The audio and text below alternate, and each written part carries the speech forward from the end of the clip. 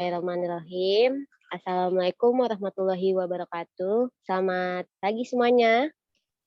Waalaikumsalam warahmatullahi wabarakatuh. Selamat pagi, Bu. Pagi juga anak-anak. Salam sejahtera untuk kita semua. Alhamdulillah, hari ini kita semua dapat berkumpul kembali di kelas 10 di sekolah yang tercinta ini. Ibu sangat senang sekali nih hari ini bisa bertemu kembali dengan anak-anak ibu yang cantik-cantik dan ganteng-ganteng. Bagaimana kabar hari ini anak-anak?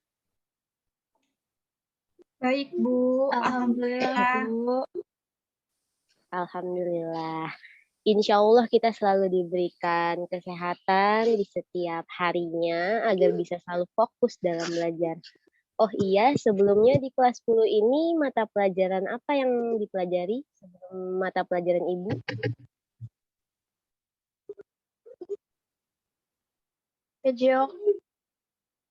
PJOK, Bu. Oh, PJOK. Wah, mantap sekali ya. Semoga tetap semangat dan energik juga. Agar semakin menambah semangat dan energiknya, Ibu akan bakar semangat kalian ya. Jika Ibu bilang semangat pagi, kalian jawab pagi, pagi, pagi. Bisa dimengerti? Bisa, Bu. Bisa, Bu. Baik. Kita coba ya. Semangat pagi. Pagi, pagi, pagi. Pagi, pagi, pagi. Mantap. Luar biasa semangat anak-anak Ibu ya. Baik, pada kesempatan kali ini kita akan membahas salah satu layanan bimbingan dan konseling yaitu layanan informasi. Jadi, Ibu di sini akan memberikan kalian konseling yang berupa layanan informasi yang dilakukan dalam format klasikal. Sebelumnya Ibu akan menjelaskan mengenai apa itu layanan informasi. Kira-kira ada yang tahu tidak apa itu layanan informasi? Layanan yang memberikan sesuatu info kepada masyarakat, Bu. Iya, betul Nada. Jadi Ibu akan menjelaskan lebih rinci apa yang Nada bilang itu benar. Jadi layanan informasi itu adalah layanan bimbingan konseling yang memungkinkan siswa atau si konseli menerima dan memahami berbagai informasi nih yang dapat digunakan sebagai bahan pertimbangan dan pengambilan keputusan untuk kepentingan siswa atau konseli. Jadi dari layanan informasi tersebut, untuk membekali siswa tentang pengetahuan dan pemahaman tentang informasi yang diberikan, guna untuk keperluan kehidupan sehari-harinya dan pengembangan dirinya. Karena mungkin masih banyak nih siswa yang belum paham mengenai komunikasi efektif misalnya, kebiasaan buruk berkomunikasi antara sesama teman, keluarga, atau di lingkungan siswa tersebut. Oleh karena itu, layanan informasi ini pun sangat penting untuk kalian pahami agar kalian dapat terhindar dari kondisi yang kurang baik akibat ketidaktahuan. Sampai di sini apa sudah bisa dipahami anak-anak? Alhamdulillah sudah, Bu. Alhamdulillah bisa, Bu. Alhamdulillah baik. Berarti semuanya insya Allah sudah memahami informasi yang Ibu sampaikan tadi dengan baik ya. Oke. Nah, selanjutnya topik yang akan kita bahas pada hari ini yaitu adalah komunikasi yang efektif, yang nantinya diharapkan anak-anak ibu semua dapat memahami dan mampu berkomunikasi dengan baik dan benar di dalam masyarakat. Sehingga dari informasi tentang komunikasi yang efektif ini, anak-anak bisa memberikan manfaat untuk diri kalian sendiri. Kenapa sih ibu membahas komunikasi yang efektif? Nah, Ibu kasih contoh sederhana ya. Misalnya ada siswa yang sedang melakukan presentasi di depan kelas, tetapi dia selalu gugup, bahasanya juga tidak sesuai, gestur tubuhnya selalu banyak terlihat ia gugup dan kebingungan. Jadi di sini guru BK berperan penting untuk memberikan informasi kepada siswa tersebut, tetapi untuk siswa yang lainnya juga mengenai komunikasi yang efektif. Karena berkomunikasi dalam bermasyarakat itu dimanapun dengan efektif itu juga sangat dianjurkan sekali. Karena dari ilustrasi contoh yang seperti itulah yang bisa membuat siswa menjadi belum bisa berkomunikasi dengan baik dan efektif dan itu juga dapat merugikan siswa juga. Kalau dalam pembelajaran seperti presentasi, tapi tidak dapat berjalan dengan semestinya dan kurang maksimal. Oleh karena itu, semua siswa perlu dibekali informasi seperti apa sih itu komunikasi, fungsi komunikasi itu seperti apa, kebiasaan positif dalam berkomunikasi itu seperti apa, bagaimana cara menjadi pembicara yang efektif, dan tips komunikasi yang efektif seperti apa. Melalui contoh yang Ibu ceritakan tadi, Ibu berharap siswa dapat memberikan manfaat yang baik, yaitu dapat memberikan gambaran kepada anak-anak semua mengenai dampaknya jika kita tidak berkomunikasi secara efektif. Sehingga anak-anak Ibu juga dapat termotivasi ya untuk meningkatkan komunikasi secara baik dan benar. Oke, selanjutnya sebelum kita memulai topik hari ini, Ibu ingin kita semua saling berdiskusi dan berpartisipasi aktif seperti bertanya, mengeluarkan pendapat, dan mungkin apabila kalian ada yang sudah pernah tahu mengenai komunikasi yang efektif seperti apa, bisa berbagi juga cerita dengan Ibu dan teman-teman.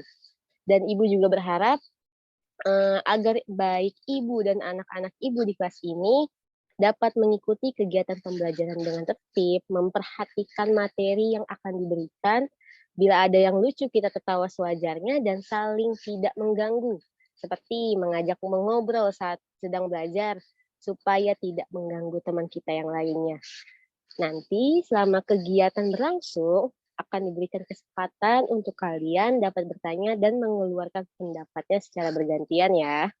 Dan apabila nanti ada teman kalian yang membagikan pengalaman saat diskusi, diharapkan kalian juga bisa menjaga dan menyimpan cerita teman kalian baik-baik untuk diri kalian sendiri dan tidak dijadikan bahan obrolan di luar jam pelajaran. Bisa dipahami anak-anak Ibu? Bisa, Bu. Bisa, Bu. Baik. Oke, kali ini kita akan menggunakan model pembelajaran small group discussion dengan membagi kalian menjadi beberapa kelompok yang terdiri dari 2 sampai 3 orang. Lalu Ibu akan memberikan kalian bahan bacaan atau permasalahan untuk kalian diskusikan dengan anggota kelompok, lalu nantinya salah satu anggota kelompok kalian bisa mempresentasikan hasil diskusi di depan kelas dan nantinya kelompok lain bisa memberikan komentar atau tanggapan mengenai hasil diskusi pada presentasi tersebut. Dan di akhir presentasi, Ibu juga akan memberikan sedikit rangkuman mengenai pembahasan tersebut. Bagaimana anak-anak? Apakah kalian sudah mengerti apa yang Ibu sudah jelaskan? Sudah, Bu. Sudah, Ibu. Ya, alhamdulillah. Jadi, Ibu mengharapkan kalian bisa mengikuti setiap kegiatan yang dilakukan pada pertemuan kali ini ya. Sebelum kita memasuki kegiatan selanjutnya, alangkah baiknya kita berdoa terlebih dahulu. Semoga kegiatan kali ini bisa berjalan dengan lancar. Siapa yang ingin memimpin doa? Nada, Gita, atau yang lainnya? Saya, Bu. Oke, boleh. Silakan Nada. Sebelum kita melanjutkan pelajaran, alangkah baiknya kita berdoa terlebih dahulu agar apa yang kita pelajari bisa dicerna dan bermanfaat bagi kita semua. Amin. Berdoa dimulai.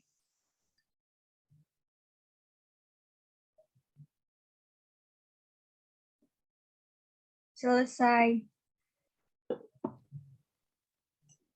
Baik, terima kasih Nada Nabila. Oke, langsung saja kita masuk ke kegiatan intinya. Jadi, Ibu akan memberikan atau menayangkan sebuah video yang mengenai keterampilan apa yang harus dimiliki seseorang agar dapat berkomunikasi yang efektif. Sebelum Ibu menjelaskan mengenai materi ini, apa ada yang ingin ditanyakan? Apa ada yang ingin ditanyakan?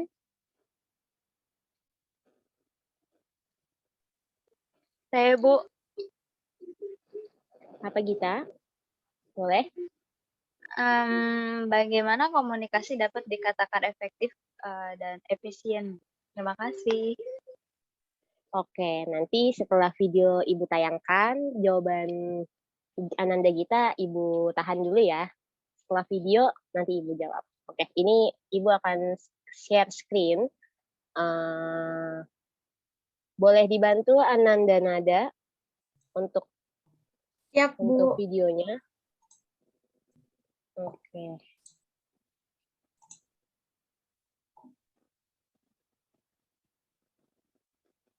Sih lo ngerasa lo mau ngelakuin sesuatu nih, tapi nggak tahu cara nanya atau nyampeinnya gimana. Misalnya, mau nolak permintaan atasan soal kerjaan tambahan, tapi nggak tahu cara nolaknya gimana. Atau bahkan mau nyampein kemauan lo, tapi nggak tahu gimana caranya biar nggak bisa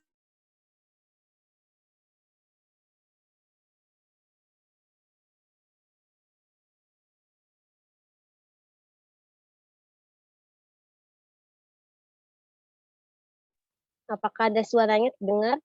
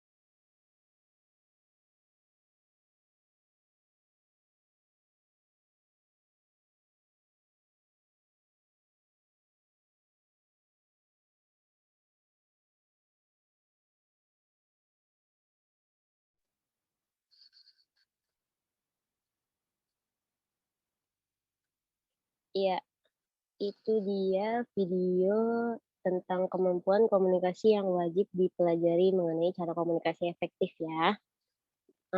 Sebelum Ibu menjawab pertanyaan kita yang tadi, apakah ada yang ingin ditanyakan mengenai, video yang berdasarkan tadi sudah Ibu tayangkan? Sepertinya tidak ya. Oke, Ibu akan melanjutkan ke materi yang berhubungan dengan komunikasi efektif. Yang pertama itu adalah Ibu akan menjelaskan mengenai apa itu komunikasi. Jadi, kegiatan komunikasi itu sudah menjadi bagian besar kegiatan kita dalam kehidupan sehari-hari, mulai antar teman atau pribadi, kelompok, organisasi, atau massa. Jadi kalau lebih teliti lagi, banyak kegagalan dari komunikasi yang kita lakukan bisa jadi bentuknya karena tujuan yang kita inginkan belum tercapai. Misalnya tercapainya kesepahaman, bertambahnya informasi, perubahan sikap pada teman atau orang lain. Kegiatan komunikasi juga pada prinsipnya adalah aktivitas pertukaran ide atau gagasan. Secara sederhananya, mungkin kegiatan komunikasi itu bisa dipahami sebagai kegiatan penyampaian dan penerimaan pesan atau ide dari satu pihak ke pihak lain dengan tujuannya untuk mencapai kesamaan pandangan atas ide yang dipetukarkan tersebut. Elemen-elemen yang terdapat dalam komunikasi apa sih, Bu? Nah, jadi dalam komunikasi itu kita mempunyai elemen, yaitu yang pertama itu ada komunikator. Komunikator ini adalah orang yang menyampaikan pesan. Yang kedua itu adalah pesan. Pesan itu di mana ide atau informasi yang disampaikan. Yang ketiga itu ada medianya. Media itu adalah sarana dari komunikasi tersebut. Yang keempat itu adalah komunikan, di mana itu adalah si audiens atau pihak yang menerima pesan tersebut. Yang tadi keempat, mohon maaf. Yang kelima itu adalah umpan balik, yaitu respon dari komunikan terhadap pesan yang diterimanya. Jadi, dalam kehidupan nyata mungkin ada yang menyampaikan pesan atau ide, ada yang menerima atau mendengarkan pesan. Ada pesan itu sendiri, ada media itu sendiri, dan tentu ada respon berupa tanggapan terhadap pesan. Secara ideal, tujuan komunikasi juga bisa menghasilkan kesepakatan bersama terhadap ide atau pesan yang disampaikan. Oke, selanjutnya ada fungsi komunikasi. Jadi, fungsi komunikasi apa sih, Bu? Fungsi komunikasi itu ada 5. Yang pertama itu kita dapat membangun konsep diri atau establishing self-concept. Yang kedua itu ada eksistensi diri atau self-existence. Yang ketiga itu ada kelangsungan hidup atau life continuity.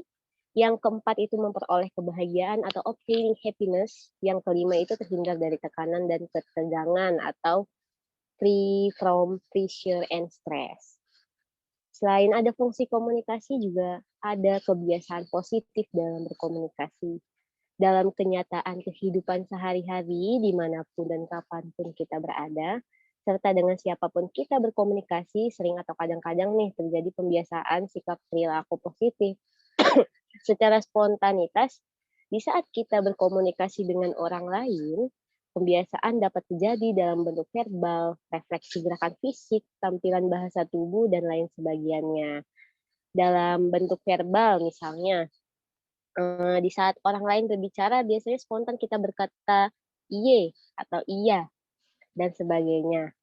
Dalam bentuk gerakan fisik misalnya di saat kita berbicara atau orang lain berbicara, biasanya kedua tangan spontan pindah, bergerak atau berada pada bagian depan bawah perut tersebut dalam segala macam. Dalam bentuk bahasa tubuh misalnya di saat orang lain berbicara, biasanya spontan posisi mulut dan bibir senyum simetris dan sebagainya. Kemudian ada kebiasaan buruk dalam berkomunikasi pun juga ada. Dalam kenyataan dalam kehidupan sehari-hari, dimanapun dan kapanpun kita berada juga, serta dengan siapapun kita berkomunikasi, sering atau kadang-kadang terjadi pembiasaan sikap perilaku positif secara spontanitas. Dalam bentuk verbal, misalnya di saat orang lain berbicara, spontan kita berkata, alah gayanya, gitu kan. Dalam bentuk gerakan fisik misalnya, di saat kita berbicara atau orang lain berbicara, biasanya kedua tangan spontan pindah juga, bergerak, atau berada pada bagian perut bawah juga. Dan dalam bentuk tubuh misalnya orang lain bicara, biasanya kita juga spontan posisi mulut, bibir senyum simetris. Jadi setelah itu ada nggak sih cara bagaimana menjadi pembicara yang efektif? Ada dong tentunya. Jadi cara menjadi pembicara efektif itu ada 3 macam perilaku berbicara dalam berkomunikasi, yaitu perilaku agresif, perilaku pasif, dan perilaku asertif. Perilaku berbicara agresif itu adalah cara berbicara bersifat konfrontasi, keras, dan kasar. Si pembicara itu tidak tertarik akan apa yang dikatakan si pendengar. Kemudian perilaku pasif adalah kebalikan dari perilaku berbicara agresif. Si pembicara berusaha menyenangkan lawan, bicara cenderung berbicara secara halus, khawatir melakukan kesalahan. Dan sedangkan perilaku berbicara asertif yaitu berbicara secara langsung, jujur, dan berorientasi pada tujuan menggunakan komunikasi mendengar aktif. Perilaku asertif cenderung membina sesuatu dalam hubungan, jangka panjang, saling menghormati, dan saling memuaskan kepentingan lawan bicara. Jadi, kita juga ada nih kepentingan untuk memperhatikan pesan dalam berkomunikasi. Jadi suatu kesalahan yang sering terjadi pada setiap pihak di saat proses komunikasi sedang berlangsung, sehingga menyebabkan komunikasi itu tidak efektif, yaitu tidak memperhatikan pesan dengan baik ketika orang lain atau pihak pertama sebagai pembicara. Kesalahan ini juga hampir selalu dialami oleh orang yang terutama bila mana dalam kondisi tidak kondusif, misalnya karena suara bising, menghayal, kondisi lapar, tidak sehat, dan seterusnya. Terus juga ada bila mana terjadi, maka kemungkinan banyak pula konsekuensi yang terjadi, diantaranya yaitu merasa kecewa, tidak dihargai, hubungannya kurang harmonis, dan seterusnya. Jadi anak-anak, ibu sendiri pun bisa bayangkan nih kemungkinan konsekuensi apa sih yang akan terjadi bila mana suatu pesan dalam komunikasi itu tidak diperhatikan dengan baik. Hal-hal apa sih Bu yang dapat diperhatikan dalam berkomunikasi? Jadi makhluk sosial, komunikasi merupakan hal yang paling dekat dengan kita. Apa sebenarnya komunikasi itu? Komunikasi dapat kita artikan sebagai berbagi pikiran, informasi, dan intelijen. Segala bentuk aktivitas yang dilakukan oleh seseorang dengan tujuan menyampaikan pesannya pada orang lain merupakan tujuan dari komunikasi. Lalu jika pesan yang kita maksudkan tersebut tidak sesuai dengan penangkapan lawan bicara kita, terjadilah yang namanya miskomunikasi. Jadi itu sebuah komunikasi yang efektif membutuhkan kejernihan pesan, kelengkapan pesan, ekspresi wajah, kontak mata, postur tubuh, dan penampilan fisik secara eksternal. Di era modern sekarang ini mungkin nampak, mohon maaf, tolol ya melihat seorang berusaha menciptakan kesadaran komunikasi. Banyak di antara kita memberi sedikit perhatian, padahal ini tetap kenyataannya komunikasi ini terus berlangsung, tak peduli siapa Anda. Jika kalian tidak bisa berkomunikasi dengan semestinya, maka tak seorang pun akan mendengarkan kita. Bagaimana membangun sebuah komunikasi efektif tersebut, berikut hal yang sebaiknya jadi pertimbangan anak-anak ibu untuk dikembangkan. Yang pertama itu adalah kontak mata. Nah, hal yang dapat dilakukan seorang pembicara yang baik itu adalah menatap lawan bicara dan mengambil jeda untuk memulai sebuah pembicaraan. Ini juga merupakan salah satu cara nih yang baik untuk membantu menciptakan kesan baik pada lawan bicara. Usahakan mempertahankan kontak mata sepanjang pembicaraan agar lawan bicara Anda tak merasa diabaikan. Kemudian ekspresi wajahnya. Wajah itu kan merupakan cermin kepribadian individual ya. Ekspresi wajah mengungkapkan pikiran yang sedang melintas pada diri seseorang. Jadi sebagai contoh misalkan, sebuah senyum mengungkapkan keramah tamahan dan kasih sayang. Mengangkat alis menunjukkan ekspresi heran, mengenyitkan dahi, menyampaikan ketakutan dan kegelisahan. Semua emosi dan berbagai macam tingkah manusia diekspresikan dan emosi yang berbeda semua tergambar di dalam ekspresi wajah. Jadi saat melakukan komunikasi, tunjukkan ekspresi bahwa kalian tertarik dengan bahan pembicaraannya. Jadi kalau misalkan ada orang yang nggak ngelihat kontak mata, terus ekspresinya biasa aja, itu berarti menandakan orang tersebut tidak tertarik dengan apa yang kalian sedang bicarakan. Kemudian itu ada postur tubuh. Jadi setiap gerak-gerik tubuh saat kita bicara nih, mesti dikoordinasikan dengan ketakutan, meyakinkan dari teman-teman semuanya. Mereka bisa jadi semacam tambahan untuk cara efektif yang dapat ditangkap secara visual daripada secara verbal. Sebagai contoh, menundukkan kepala menunjukkan penyelesaian pernyataan. Mengangkat kepala menunjukkan akhir pertanyaan. Terlalu sering menggerakkan bagian tubuh juga mengungkapkan sedang bergegas atau kebingungan. Untuk itu, perhatikan gerak-gerik Anda saat melakukan komunikasi dengan lawan bicara. Selanjutnya itu ada selera berbusana. Jadi busana juga termasuk salah satu hal yang penting dalam menimbulkan kesan. Orang yang berbusana sesuai dengan struktur tubuh, mereka nampak lebih menarik. Penampilan fisik seseorang dan busana yang dikenakan juga membuat dampak nih pada proses komunikasi. Kita nih semua berbusana, dan mungkin banyak di antara kita juga tak terlalu memperhatikan, namun hal kecil ini yang memiliki peran untuk sebuah efektifnya komunikasi. Jika kita memperhatikan bagaimana cara berbusana, hal itu juga akan memperbaiki kemampuan komunikasi kita. Oke, jadi komunikasi efektif itu sangat layak sekali anak-anak ibu perhitungkan dalam membangun karir teman-teman. Dengan komunikasi yang baik tentunya juga akan mendukung segala aktivitas kerja yang akan kita lakukan. Apabila kerjaan kita melibatkan bentuk presentasi, rapat-rapat, penyuluhan, dan lain-lain, bidang pekerjaan komunikasi seperti presenter juga sejenisnya sangat ditentukan oleh bagaimana cara kita berkomunikasi dalam menyampaikan sesuatu. Banyak faktor juga yang dapat membuat kita akan menyampaikan menjadi lebih berkualitas, seperti kesiapan mental, penguasaan suatu bahan komunikasi, kelengkapan sarana pendukungnya, serta hal-hal lainnya.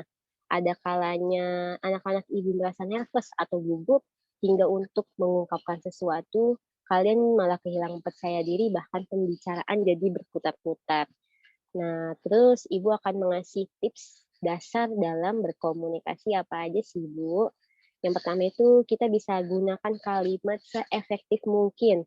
Jadi, uraian pembicaraan dengan kalimat efektif dan langsung mengena pada sasaran, hindari mengungkapkan informasi detail yang kurang relevan seperti, tadi sebelum menuju tempat ini, saya bertemu family saya di suatu tempat. Biasanya lawan bicara Anda tidak akan peduli dengan informasi yang tidak berhubungan dengan topik pembicaraan. Hindari penggunaan idiom bahasa yang kurang atau tidak dimengerti calon si pendengar. Yang kedua itu jangan mengungkapkan pengulangan ide atau pokok bahasan. Jadi jika siswa ingin mengungkapkan ide, entah pada bos, entah pada guru, atau dalam suatu rapat, ketahui apa dulu nih ide tersebut sudah diungkapkan oleh yang lain belum. Jika sudah, lebih baik kalian tidak usah mengungkapkannya, karena umumnya orang tidak akan tertarik mendengarkan pengulangan sebuah ide. Dalam presentasi suatu analisa, usahakan tidak terjadi pengulangan kalimat-kalimat yang merupakan teori ataupun kesimpulan.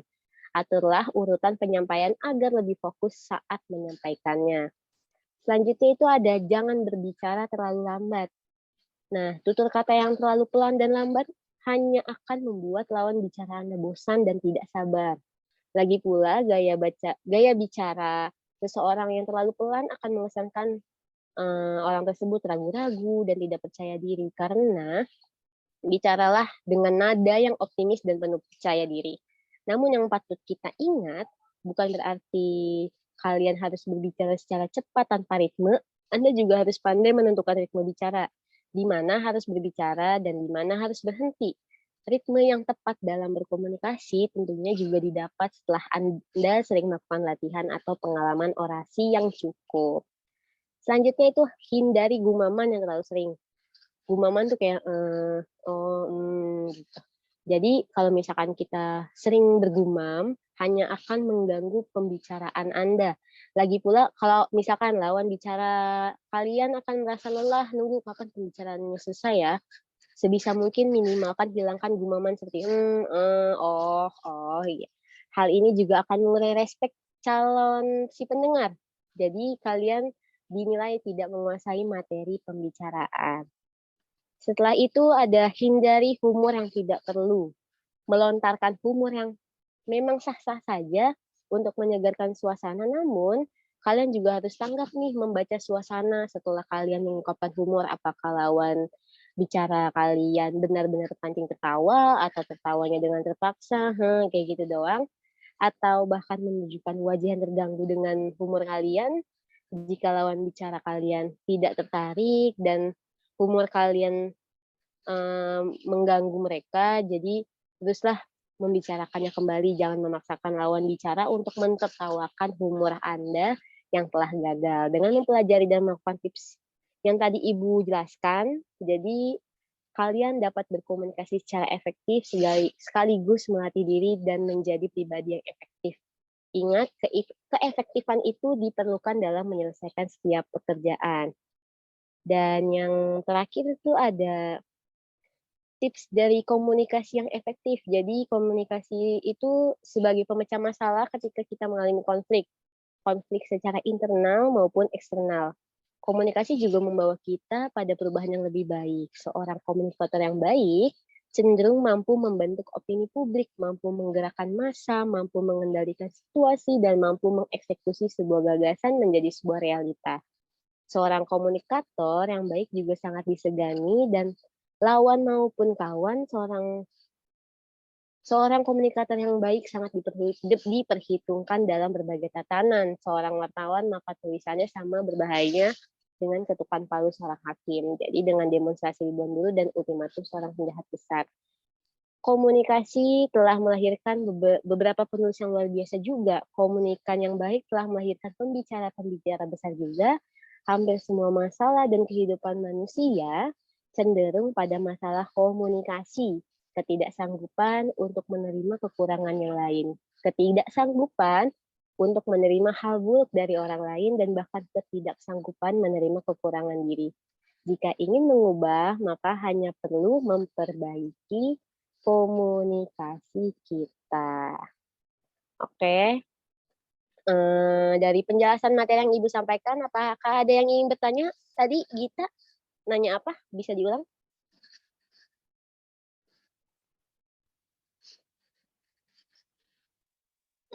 Iya Ibu, saya Gita izin bertanya, bagaimana komunikasi dapat dikatakan efektif dan efisien? Oke, baik. Terima kasih Gita atas pertanyaannya. Ibu jawab ya. Jadi, komunikasi itu dapat dikatakan efektif jika informasi, pemikiran, atau pesan yang disampaikan dapat diterima dan dipahami dengan baik sehingga menciptakannya kesamaan persepsi, mengubah perilaku, atau mendapatkan informasi menjadi tahu dan paham. Bagaimana Gita dapat dimengerti? Bisa dimengerti Bu, terima kasih banyak. Iya, sama-sama. Untuk yang lain, apakah masih ada yang ingin bertanya? Tidak ada, Bu. Tidak ada ya. Baik, Ibu lanjutkan ya. Jadi kalau misalkan sudah tidak ada yang bertanya, Ibu anggap sudah mengerti semuanya, kita akan membentuk sebuah kelompok menjadi 4 kelompok. Satu kelompoknya itu terdiri dari 2 sampai 3 orang. Nanti Ibu berikan kebebasan untuk kalian memilih anggota kelompoknya. Ibu kasih waktu 5 menit sekarang. Jika sudah dapat kelompok semuanya, dan Ibu juga langsung akan memberikan lembar kerja siswa, didiskusikan terlebih dahulu bersama anggota kelompoknya, lalu dikerjakan nanti perwakilan satu orang masing-masing kelompok mempresentasikan hasilnya, oke? Selanjutnya Ibu akan mereview nih ya, kesimpulan materi hari ini. Jadi, karena waktunya sudah melewati jam mata kuliah. Jadi karena jamnya sudah melewati kapasitas mata pembelajaran Ibu hari ini, jadi Ibu langsung mereview ya materi hari ini. Jadi materi hari ini tuh tentang komunikasi yang efektif. Dari poin topik yang sudah kita bahas juga tentang apa itu komunikasi, fungsi komunikasi, kebiasaan positif dalam berkomunikasi, bagaimana sih cara menjadi pembicara yang efektif dan juga tips komunikasi yang efektif.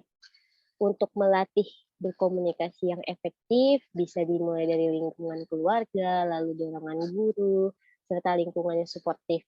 Dengan memiliki kemampuan dalam berkomunikasi yang baik juga akan memberikan banyak manfaat untuk kehidupan kita sendiri serta motivasi untuk selalu menampilkan yang terbaik, dan komunikasi yang efektif juga akan mengantarkan kita pada keberhasilan.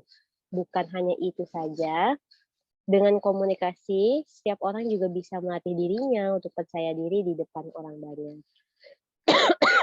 Baik, Ibu akan memberikan lembar penilaian. Setelah ini, Ibu akan bagikan di grup yang harus dikerjakan juga oleh kalian. Kemudian dikumpulkan setelah jam 1. Jadi, sekian dari Ibu. Terima kasih banyak untuk anak-anak Ibu atas perhatian dan partisipasinya yang sangat luar biasa pada hari ini. Semangatnya juga masih aktif dari kalian semuanya. Semoga apa yang kita pelajari hari ini bisa menjadi ilmu yang bermanfaat untuk kita semua. Untuk menutup, silakan Ananda Nada untuk memimpin doa. Baik, Bu. Sebelum kita menutup pelajaran hari ini, alangkah baiknya kita berdoa terlebih dahulu. Semoga apa yang kita pelajari hari ini bisa bermanfaat bagi kita semua. Amin. Doa dimulai.